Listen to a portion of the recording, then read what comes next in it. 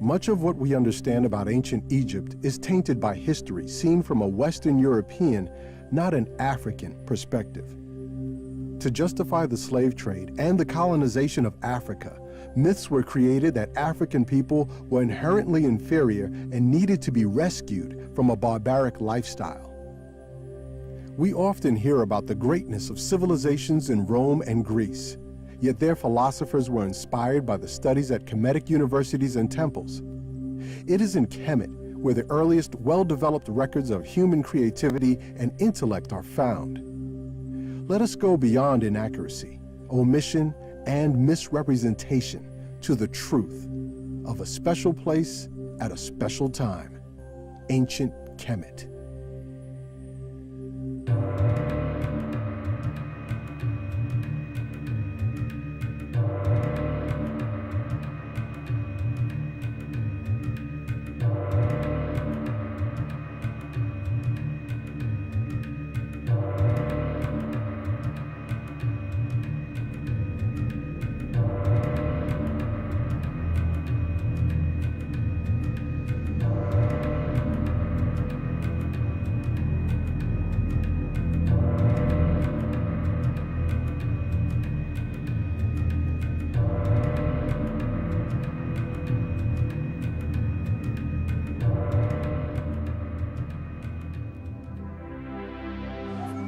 For each of the past 17 summers, noted Kemet scholar and educator Dr. AsaHilliard III has conducted an accredited study tour of ancient Egypt for his students and others interested in the history of the African continent.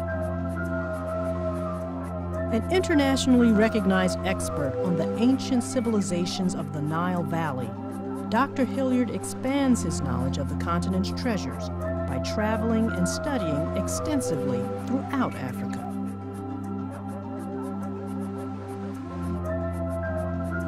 For the first time ever, Dr. Hilliard's tour has been professionally documented. Key Kemet sites and artifacts were filmed, along with Dr. Hilliard's compelling, evidence-based lectures. The goal was to create a visual product that gives viewers the sense of wonder and empowerment that comes from such a life-altering experience.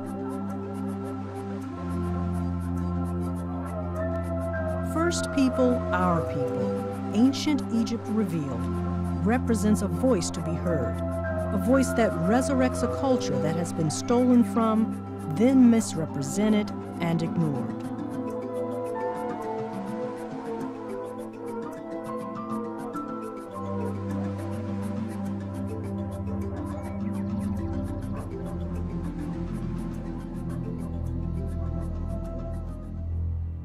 Join us as we begin at the 21st century and travel back through time to the very beginning of civilization, exploring the history of the first people, our people. During this journey, you will begin to understand the connections between yesterday and today. You will learn why the past is so important to our future, and you will learn the truth about ancient Kemet, one of the greatest civilizations of all time. Why is learning about Kemet still important today? No matter who people are, the past matters. And the only people who are total wrecks in the world today are the ones who have forgotten their mother, their father, their past wealth, and so forth. Because all of that tells you who you are. And part of the reason that so many of our young people are involved in destroying themselves, you know, that you have to say that. If I'm destroying my body through drugs, what have you, then to me that can only happen for someone who is not conscious of how important they are. In America today, the struggle against oppression and for recognition continues. African Americans are the trendsetters for mainstream culture across the globe. Yet they were not embraced upon their arrival here and remain too often underappreciated, feared, and discriminated against. From the Civil Rights era and through the Civil War, African Americans faced their greatest struggle for equality, dignity, and respect. Slaves stolen from African shores were tortured and forced to create a life on new shores. Even before the time when Columbus was discovering America, Portuguese sailors began to explore the west coast of what Europeans called the Dark Continent. They soon set up trading posts and began the transatlantic business venture known as slave trading. Other countries, including England, quickly followed suit.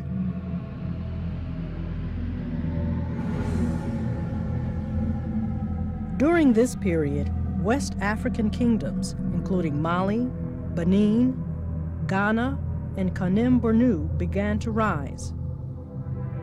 Islam, which replaced Christianity in the 7th century, became the dominant religion of northern Africa. It spread west and south across the Sahara. Islamic leaders conquered Egypt and erected the first mosque in 640 AD. Arabs from the modern-day Middle East entered the region, bringing their religion with them. Revolt against the Romans and their imposition of religion began a half-century of unrest among the people. Shortly after the birth of Christ, Romans began their exploration up the Nile Valley and into Sudan. Though their initial presence in Kemet resulted in little change to the cultural climate, Christianity's earliest hold in Africa was in ancient Egypt. The Greeks had preceded the Romans into Egypt. Early Greek philosophers studied at Kemetic universities and temples and described what they were taught in their writings. The Greeks began to imitate and copy much of the advances of Kemet, many times without crediting their sources. Before the Greeks, ancient Persia invaded Kemet as it sought to extend its vast empire. As we go back past 650 BC, we enter the 4 golden ages of political Kemet, a time when the greatest cultural advancements were taking place over a period of 2,500 years. This period ranges from 3100 BC up to 655 BC.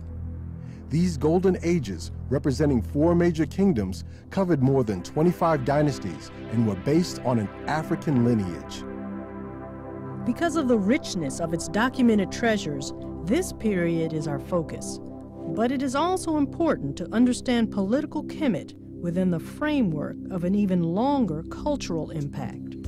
The dynasties of the Golden Ages were preceded by periods where Africans made great contributions to mankind. Kemites looked to the south for their ancestral inspiration.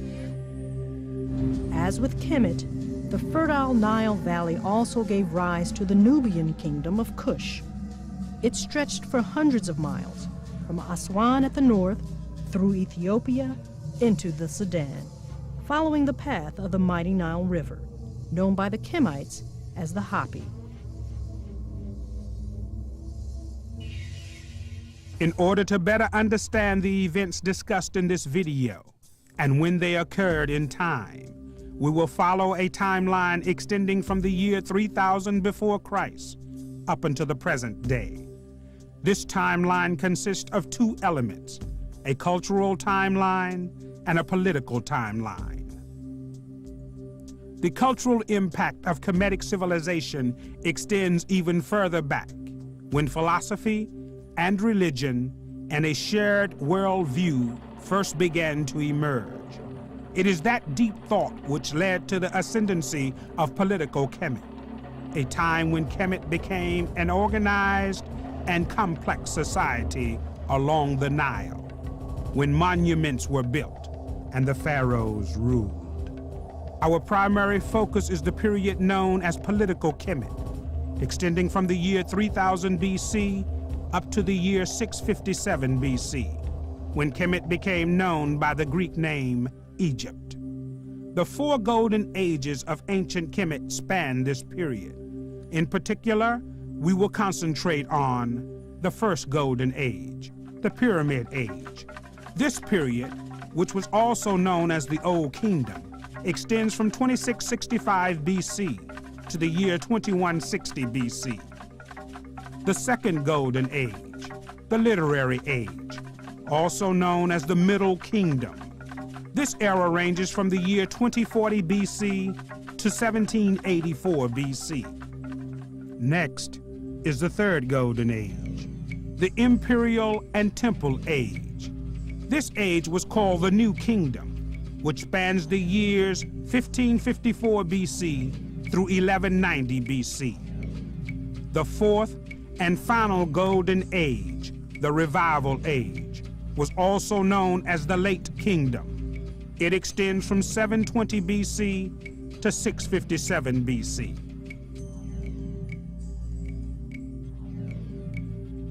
Nubia was also an advanced and sophisticated civilization which deserves further exploration and study. However, at this time, our greatest source of documented evidence is based in the era of political Kemet. That is where we will focus our attention. When did the distinct culture that we call Kemetic begin? Certainly not 5,000 years ago, when the nation was united from two lands and called Kemet. So that there is a cultural ancestry that is longer than the national ancestry. In other words, people's way of life predated the formation of the nation. If you know enough from watching the stars to have knowledge of the precession of the equinoxes, so if you observe and record astronomical phenomena, if you do that, then you have produced culture. Common knowledge that people had, that's one of the definitions of culture. Then what you believe that information means about the stars, that becomes part of your worldview. What's your relationship to them? How do you answer that question? A common answer to that question means you share a worldview. That's culture. So people had common answers to common questions, many of which we can see, especially in the pyramid and Horamaki. When the indigenous people of the Nile Valley ran it, they named it. And what did they call it? They call it Kemet. Sometimes they call it Tawi. Sometimes they called it Tameri, but never Egypt. Kemet was finished after Dynasty 25, and it became Egypt. After the 4 golden ages of Kemet. Is Kemetic history fabricated? Much of the history of Kemet is fabricated. And even the term Egypt, you know, it's fabricated. You know, that's Greek. It takes away from Kemet, Tawi, Tameri, the real names, you know, the inability to follow text. And we know that right now there are literal cultural wars over what Egypt was.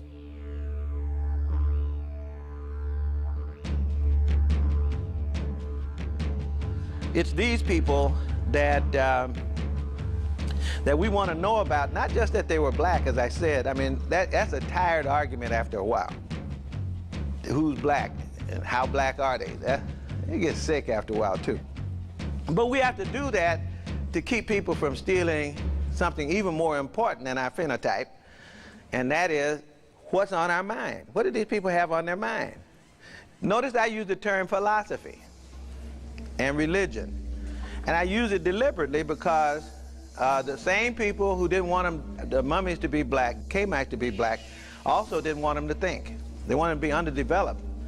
They wanted them to be mythopoetical, but not philosophical, not thinkers, not creators, not scientists, when they were indeed not only philosophers, but the original philosophers, as far as any records go. The term Seba then appears in some of the pyramid texts, a definition of Seba, of what it meant, which sounds like a dictionary definition in the Western world for philosophy, meaning African deep thought and deep thinking. Obinga tells us that this term Seba, S-B-A, Seba, if a Greek person wrote it, would be S-P-H-A, Sefa. Sophia. Philosophia. Philosophy. That's what a Greek would say in order to say what an African had said. Why would you even be concerned about it? Because the Greeks bragged about going to Africa to study philosophy and came home and named it something that has no etymology in their own language. You don't have philosophy till you have method. So Obinga showed, for example, without going through all of this, what it says is here are the 6 steps in a method of solving problems.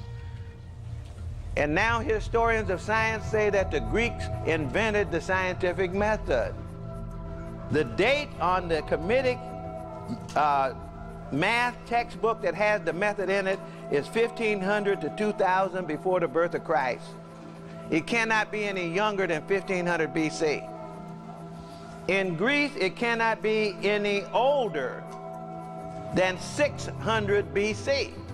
We can't be any younger than 1500, and the Greeks can't be any older than 600 for the same method. That should be a rewrite of the history of science. If you say method is the essence of philosophy, it would be ideal if we could start chronologically and to actually begin in Ethiopia, in Tanzania, in Uganda, at the sources of the river, which the Kemetic people call the Hapi. And we today call it the Nile. And they faced in that direction in order to get their bearing. They faced south. In fact, their word for face and the word for south are identical. They said that they had come from the sources of Hapi. The source is not named the Tigris and the Euphrates. It's not named the Blue Danube or the Huang Ho. They were very clear about who they were and where they came from. And we know the political reasons why it's important to believe that the pyramid builders came from somewhere else, anywhere else but Africa. Any people but African people. Space people, if you will. Disappeared people on islands, but not African people. Couldn't possibly be the same people that became oppressed. What are some dynamics of oppression? If you study oppression carefully, it's very orderly. Oppression has certain rules. You have to make sure that the group loses any bonded identity. You can have any identity you want as long as you don't think you belong to the people that are part of your ancestry. So that's a destruction of collective identity.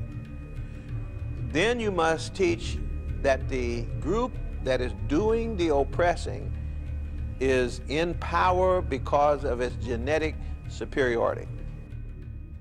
The cultural connection between Kemet and Central Africa is not the same, not matched in any way by cultural connection with Mesopotamia.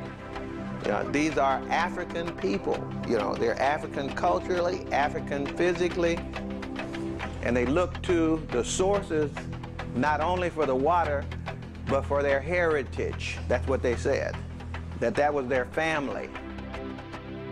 What's the difference between a dynasty and a kingdom?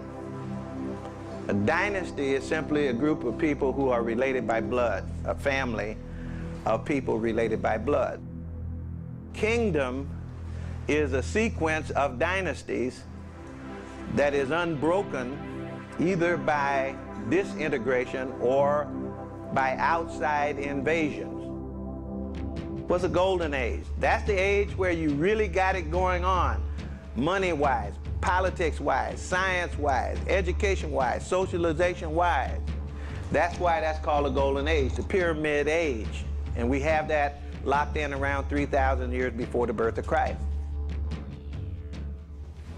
So the first dynasties that we began to look at had to do with where the political center of the nation was located. The Nefer was the center of government in the earliest dynasties.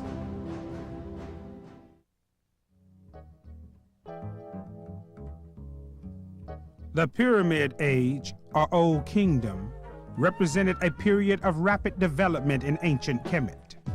This civilization thrived both scientifically and philosophically.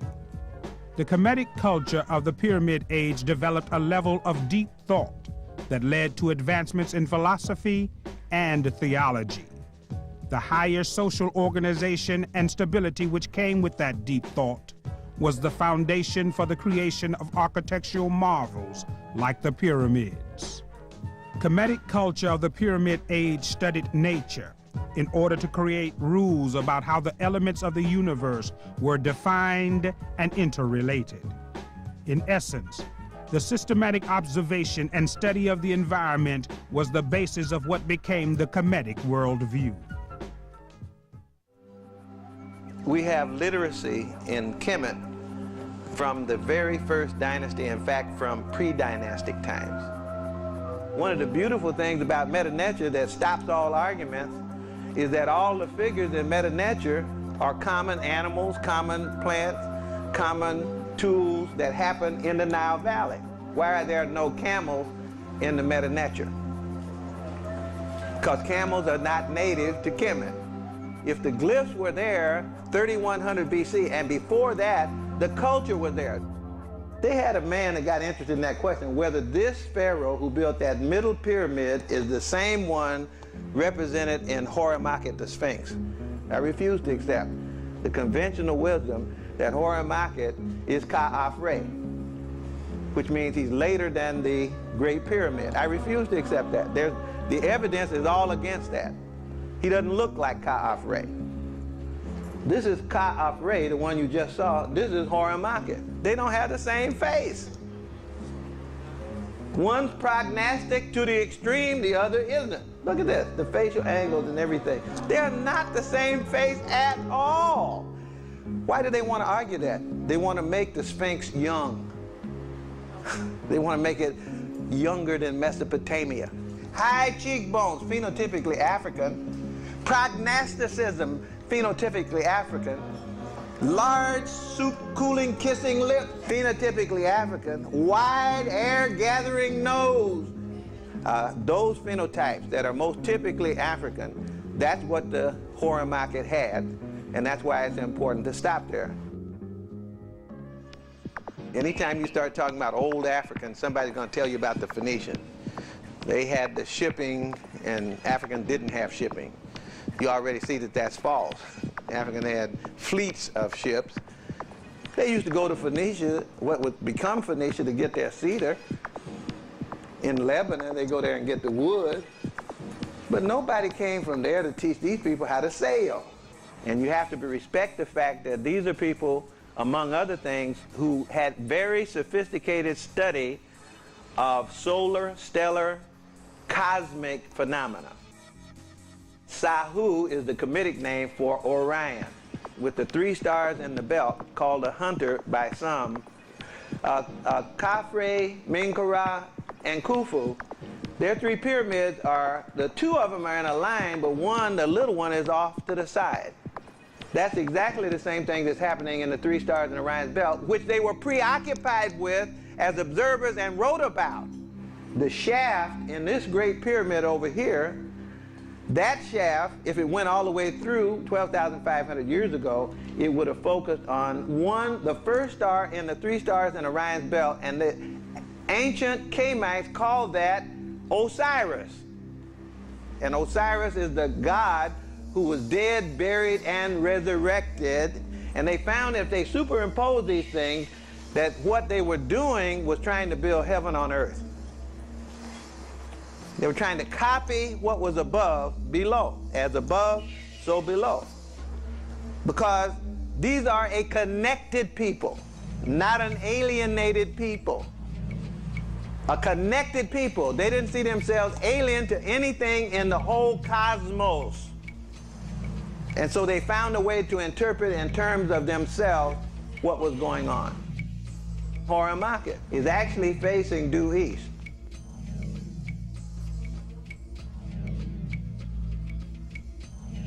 And if you crank the clock back to 12,500 years ago, it would have looked at itself rising with the sun, a helical rising. That is Leo in the sky being watched by Leo on the ground. At the same time that the shaft of the pyramid is pointing to Osiris. But here are people watching the living drama of heaven, the order, things that go around and come around every 26,000 years. I'm a living part of a living universe, and all I see is order. All I see is reciprocity. When I look in the stars, all I see is balance. So what I want to do in my art, I want to produce order, balance, reciprocity, and harmony in the structures that I make, and I want to make them reflect Ma'at.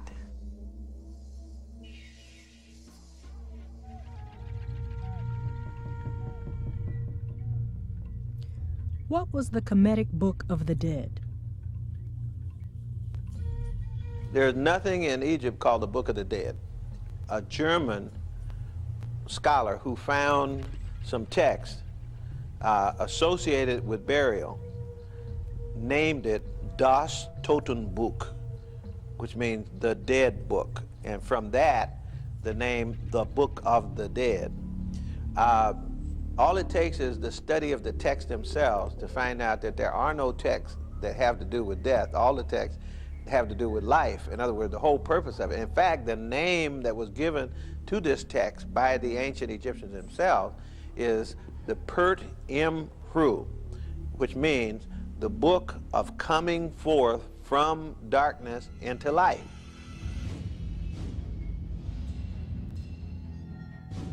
The weighing of the heart represents the final judgment in assessing how an individual lived his or her life.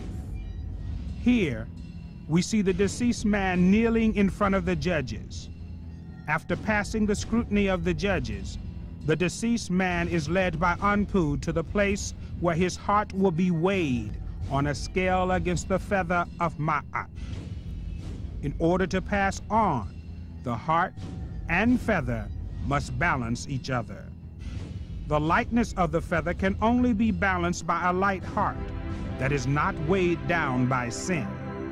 If one has lived in a noble and justified manner and has attained balance, then he will be judged to have lived his life with righteousness, justice, order, and a balance of harmony and reciprocity.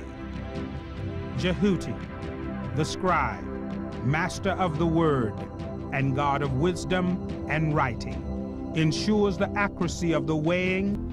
This grouping of 9 symbols represented the 9 primary forces of the natural order and how they are reflected in religious icons.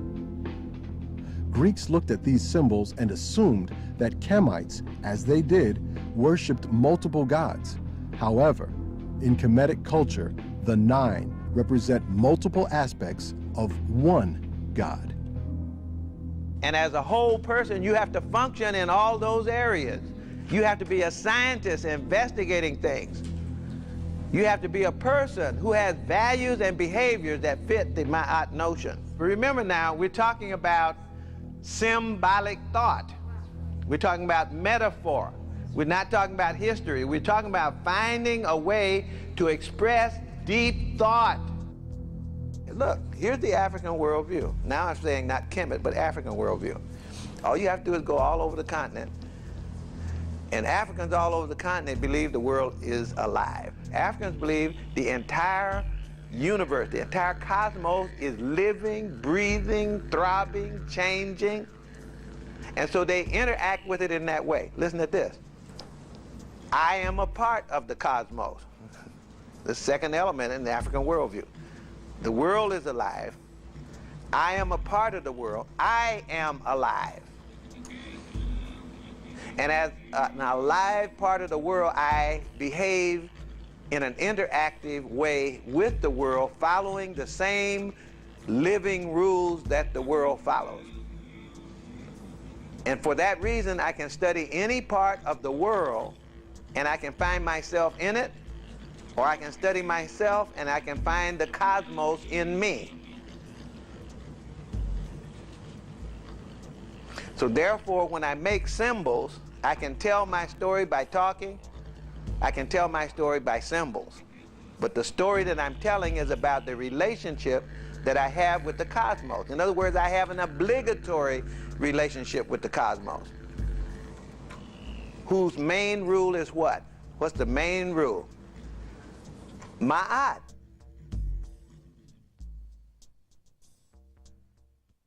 Intermediate period. What's an intermediate period? Intermediate period, the loss of political power. They couldn't keep all of these sections of the country together. No invasion, it just broke down. And then they got it back together again. Second golden age. Kemetic culture of the literary age, or Middle Kingdom, drove further developments in science, architecture, and literature. The literary age brought advances in mathematics and the initial development of the Valley of the Kings, which are intricately designed underground burial structures rooted in the earlier noble tombs of the upper region of Aswan. A marvel of scientific and architectural application, the tombs in the Valley of the Kings are carved deep into the heart of mountains on the western banks of the Nile. As the name suggests, with the literary age came the proliferation and expansion of various types of literature, ranging from mathematical and medical text to civilization's first recorded poetry, short stories, and epic plays. And that's the age of the explosion of books and libraries.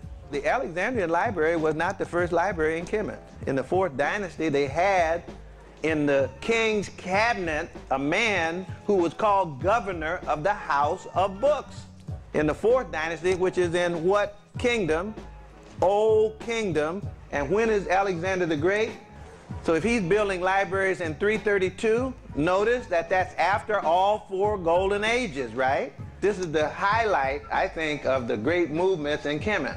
So that in the 11th and 12th families, which is the called by Egyptologists the Middle Kingdom, and some of us prefer to call that the literary age. Why literary age? Because you got masterpieces of science and philosophy in the Middle Kingdom. You have the Ren mathematical papyrus, that is the papyrus itself dated to the New Kingdom, but it's supposed to be based on work that goes back to the Middle Kingdom. With meta-nature, you not only have geometry, which is supposed to have been invented by Pythagoras, who is not born yet, but it goes beyond geometry to trigonometry and pre-calculus. Not to mention literature, what we call literature. That is epic plays, poetry. Wouldn't you say that's literature? So we're justified to say that this typifies what was happening there. This changes the orientation of who these people were and of who Africans are by extension.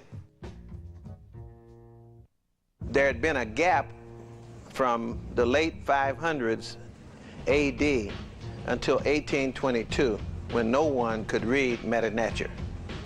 So the literature was there, but it couldn't be read, except for the fact that this trilingual tablet was made. These names were located on the Rosetta Stone. The name of Ptolemy, P-T-O-L-M-Y-S, Ptolemy. Once that was recognized, they knew that the reference would be to Ptolemy, and they knew that there would be a reference to K-L-E-O-P-A-D-R-A, Cleopatra. And with these, learning that the alphabetical, what the alphabet meant And these names then enable them to apply them to African names such as Ramez, Ramesu, Ramesses.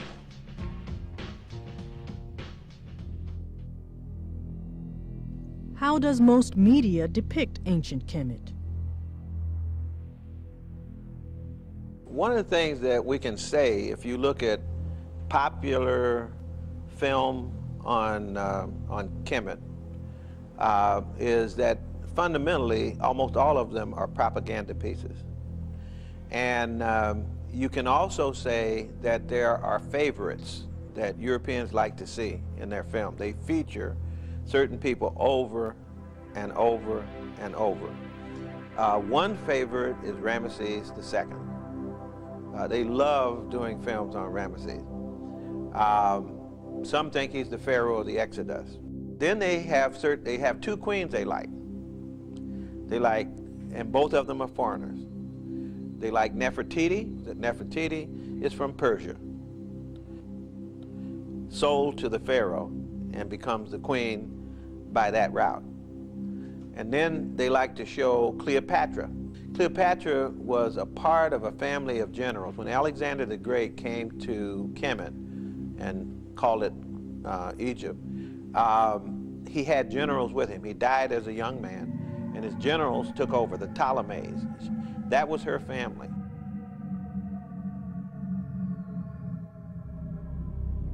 The Cairo Museum is one of the most famous museums in the world, housing a priceless collection of Kemetic artifacts. Oddly, though, there are inconsistencies in chronology and in the placement of important Kemetic figures. Is it an example of gross carelessness, or possibly a more sinister attempt to misrepresent the true history of ancient Egypt? For example, Mentuhotep I, founder of the 11th dynasty, and Amenemhet III, two of the most important figures of the literary age, are not showcased and often unidentified. These are people you don't see. This pharaoh, Senwosret, the Greeks call him Sesostris, founded a major operation, particularly the contribution that he made to the establishment of the university system of Ipet-Isut. And this is the place where the deep thought of Africa was taught, and the deep spirituality and the high value system. All of those things emerged out of Ipet-Isut. These are awesome, awesome pieces, built over time by several per-As, or pharaohs. Minor figures with more Eurocentric features are more prominently displayed and often the focus of guides offering museum tours. Most people come in and they want to spend time because there's so much stuff on King Tutankhamun. And you could spend years on just his stuff alone. But Tutankhamun was a boy king that didn't do anything other than hold a job for a little while before they probably tried to kill him because he was in the way of powerful people who wanted to do certain kind of things. And that's nice to see the jewelry and all of that. But what we want to see is the people here, who they were and what they were up to, because their belief system still contains things that are useful for us today. In ancient Kemet, science, the study of science, is the source of religion. In studying that, what do you see? Patterns. And what are the patterns? They reflect the forces of the cosmos. And the better you understand the forces of the cosmos, when you understand all of them, you now understand better what the Creator's principles are, and that those principles, since you're part of the cosmos, apply to you just like they do to the rest of the cosmos. So they spend a lot of time studying and thinking, and that's what we call philosophy.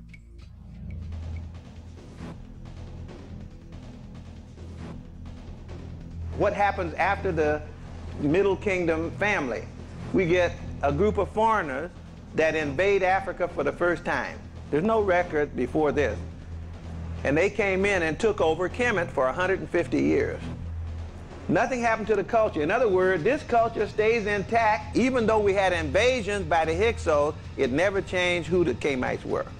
After the Hyksos were kicked out in Dynasty 18 and 19, the Golden Age began, and the character of Kemet changed. The imperial and temple age, a new kingdom, brought a change in the Kemetic culture and value system. After expelling their conquerors, the Hyksos, the pharaohs created a large standing army intent on protecting Kemet from future invasions. That military buildup resulted in the expansion of the area ruled by Kemet to include Mesopotamia and parts of Greece. A newfound emphasis on militaristic culture created a new value system associated more with defense and conquering, and with less emphasis on nature and spirituality. All emphasis on deep thought was not lost, however, as the imperial and temple age brought the expansion of the University of Ipet-Asut, a great center of higher education at Waset. There, ideas based on deep thought and spirituality again surfaced. It's a golden age because they're in charge of themselves again. It's a golden age because now they're building these magnificent tombs and temples. Some of us call it the temple age. It's also the imperial age because in order to keep people from coming in and taking over the country again, they establish a standing army that is 1/4 of the nation. But guess what having that proportion of your population devoted to military tasks means in terms of your culture? 18 can't be like 12. 18 can't. A war footing changes your value system.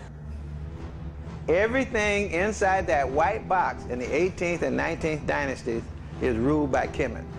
That means in 1500 BC, Africans ruled Mesopotamia. That's the Tigris and Euphrates rivers. That is part of the Mediterranean, part of the Aegean Sea, part of Greece was ruled by Africans 1,500 years before the birth of Christ. This is the queen mother that started it all. Queen Tetisheri.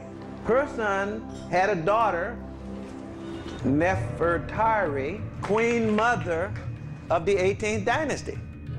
That's her cousin, Lady Ray. Look, this is royalty, folks. This is not slaves. This is not captives. These are queens, princesses. I think we're depriving our kids of what they need in order to be whole. Eventually, they built Ipet-Asut. I remember going to the Parthenon and going up, to the Acropolis, seeing that. I'm just amazed, And then I came here. That's a teeny weeny temple. Built what date? Around 500 years before the birth of Christ. Well, what's the date of the White Chapel, which is the oldest building inside Ipet-Asut? 12th dynasty. We're talking 2,000 years before the birth of Christ for that building. And it's dedicated to Senwosret, Khepri-Kare. And this is the place where the deep thought of Africa was taught, and the deep spirituality and the high value system. All of those things emerged out of Ipet-Asut, Luxor, which is, they call it the Temple of Luxor. It's the southern Rizwet, or the southern temple. These are a pair. They're connected. They are connected by an avenue of rams-headed sphinxes between these two temples. They will use different zoo types, as they say, or animal types to represent as a symbol whatever it is that they choose to represent. So that in the case of the ram being one of the zoo types used here to represent the deity. And so you just have a whole row of rams, in fact, connecting the temple of Ipet-Asut with the southern Rizwet, or the southern temple, Luxor temple. The Arabs call it Luxor. They thought it was palaces. They thought temples were palaces, so they call it the palaces. This was the center of government and the holiest spot in the world. What kind of roles did women play in ancient Kemet? Quite a few. all the way up to king. Hatshepsut was king, and there were two others before her. There were women in the priesthood. You know, they were extremely important in that regard. They were important as figures, as symbolic figures of the divine. The feminine principle was always very important in Kemet. They were the mothers of the king. Their blood had to, only their children, only the queen's children could be king, not the king's children. King had no authority to pass on his authority. This is Hatshepsut, the woman that ruled Kemet as king during a portion of the 18th dynasty. Though women had ruled in Kemet before her, Hatshepsut was clearly the strongest. As a female ruler, she wore the symbolic garments of authority, including the artificial beard of the male pharaohs. Buried in the Valley of the Kings, Hatshepsut built the largest tomb, one that triples the size of even the greatest preceding rulers. It lies out in the open for all to see, while others are carved into the side of mountains. In the upper region of Aswan, she commissioned the building of a giant tinkanu, or obelisk as the Greeks called it. That design has been the foundation of other monuments, from those found at the University of Ipetasut to our own Washington Monument. When Hatshepsut built her temple, she has a trip that she immortalizes by writing the story of the trip they took from here all the way to Somalia on the Red Sea. It's a precise copy of living things.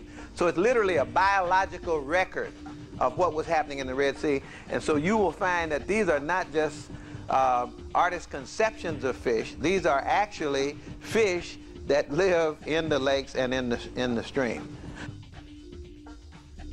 This is Queen T, little statue in the Berlin Museum, right along with the very famous statue of Nefertiti. In the same museum, but you never see this one, you always see that one.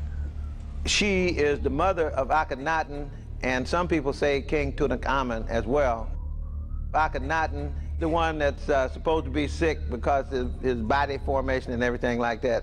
They even gave him a disease called Froelich syndrome, which makes you sterile.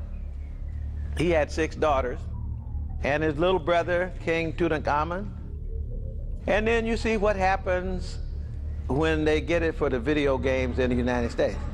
And now many kids, million of them are going to grow up thinking this is King Tut. So when they see this one, they'll think he's a fake. Schuyler de Lubitz's work was ridiculed for a long time. Now people are beginning to pay attention to it. He says that if you take any proportional skeleton of anybody that's proportional, not deformed, you can superimpose it on top of this building, and that it wasn't a mistake that when you walk into it, it looks crooked, that what this gives you is the impression of movement, that the building is a human being walking, if you look at it from the top. And that the covered temple represents all those functions in the top part of the body. And for example, in the peristyle court, which represents the thoracic cavity and so forth, if you go into that section of the temple, you'll get images of birth, you'll get all kinds of things that are associated with the functions that are performed in this part of the body. These are awesome, awesome pieces. You get hints of what it was like when you were in Ipetasut. You look up in the ceiling and you see the colors, some of the colors that are still left. Can you imagine when the whole thing was brilliantly colored? 100 people can stand on top of one of these columns, each column, and they're flooded with columns, which is building an imitation of a forest. That's what it is. And later they will have something called Greek architecture, which will copy this architecture and no one will give it a footnote. A temple like Ipetasut, what was on their mind to make them take the wealth of the land, the intellectual and spiritual energies of the people, to frame structures like these, and then to say when they framed them that we are building for eternity. And the Pharaoh, Per-Ah, his job as ruler was to protect Ma'at, to protect the order, to protect balance, harmony, reciprocity, to protect that. That's his job. Kemetic leadership was reflected by members of the priesthood and by the pharaoh. Both had the responsibility of maintaining the divine order and ensuring that Kemetic society revolved around the teachings of Ma'at. Not only did this mean ecological balance, but it also included balance inside one's soul based on one's deeds and actions. Truth, justice, social harmony, and spiritual balance can get lost in the race for personal gain or protecting one's own interests. This leadership style differs from much of what we see in modern times, where the focus is on building profits and the economy.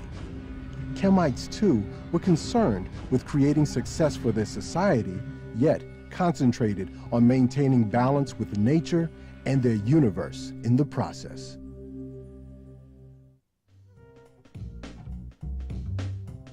The Revival Age, or Late Kingdom, was ruled by a group of Africans from Nubia who sought to lead Kemet for what turned out to be one last walk in the sun. Although they maintain a military presence in Kemet, this group of pharaohs looked to restore the previous culture and value system by finding inspiration in the leadership of earlier dynasties, particularly the 11th and 12th dynasties of the literary age. This cultural restoration remained in place until the invasion of the Persians. Some Egyptologists fail to recognize this period as a golden age of Kemet because they do not know or acknowledge that Nubians to the south were actually part of the same cultural legacy as the Kemites.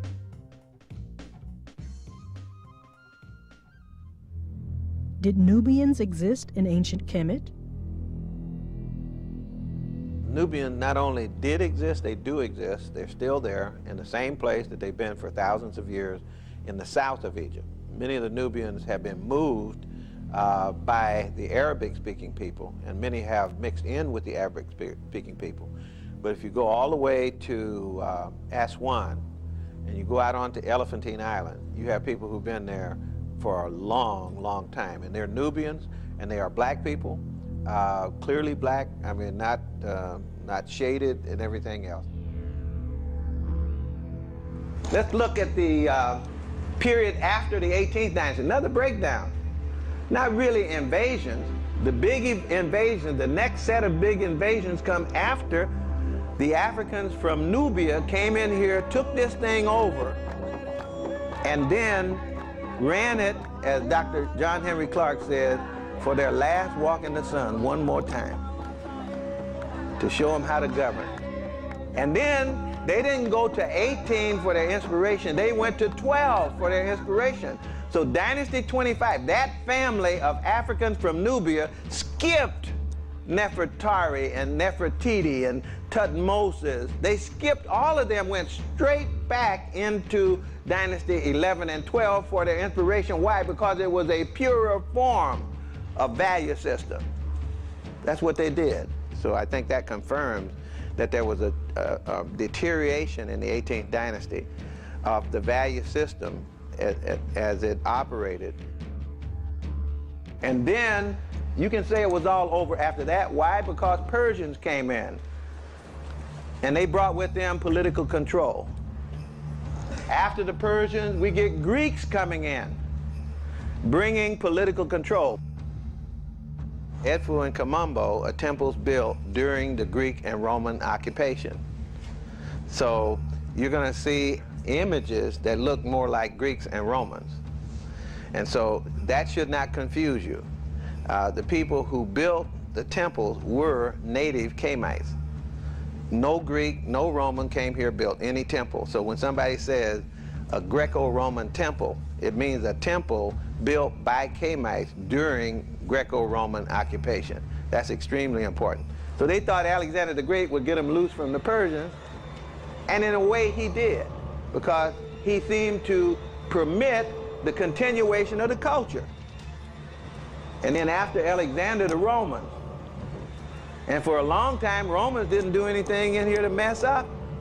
And the first culture war was declared by the Romans. The culture war by the establishment through Constantine, of the church as a political tool of domination. What are some aspects of domination? You must take control of the education and socialization process. There can be no independent education, independent socialization, even if people on the bottom get the resources to create socialization structures in school. Constantine the Great, as he is known, was the first Roman emperor to promote Christianity and initiate the evolution of the Roman Empire into a Christian state. At his request, the Council of Nicaea gathered to talk about the virgin birth and the Apostles' Creed.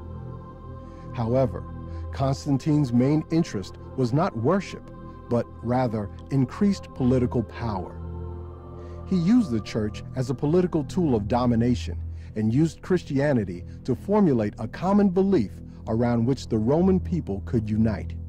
As Constantine attempted to impose Christianity as the official religion in Kemet, he met resistance from a Kemetic priesthood that professed a worldview theology which was considered highly credible by the natives. What are some other dynamics of oppression? One of the rules for oppression is that you must destroy the memory of oppressed people. You do that by burning books, by obliterating the record, by chiseling off the faces of people on the walls of temples, by destroying statues, by killing priests, and whatever it is. And that's a global rule, and it applied definitely in Africa. In an effort to counter opposition and obtain control, Constantine orchestrated a culture war designed to destroy the Kemetic priesthood. Romans destroyed Kemetic temples and monuments from the Nile Delta up to Aswan and Philae Island. If the Romans could not tear down and destroy the temples, then they would methodically scratch images of Meta Neter off the walls and make bonfires out of books in order to cover the temple walls in soot. Romans also destroyed schools, including the last school where Kemites taught their culture. The teaching of historical Kemetic culture was terminated in Kemet by the Romans. Yet, through revisiting ancient lessons, we have the opportunity to ensure that the Kemetic ways of life are revived and passed on to future generations of the African diaspora. When did the way of life change? After massive migration of Arabic-speaking people following the religion of Islam. That's when the way of life changed. Generations have been systematically misled by historical propaganda and media myths about ancient Egypt. Yet Kemet, this great center of learning and culture, must no longer be ignored, misrepresented, or undervalued. It was the cradle of science, philosophy, spirituality, and the arts, representing complex societal structures and deep thought. Some still do not want to believe that Black Africans were not only capable of, but did in fact create some of the world's greatest monuments of architecture.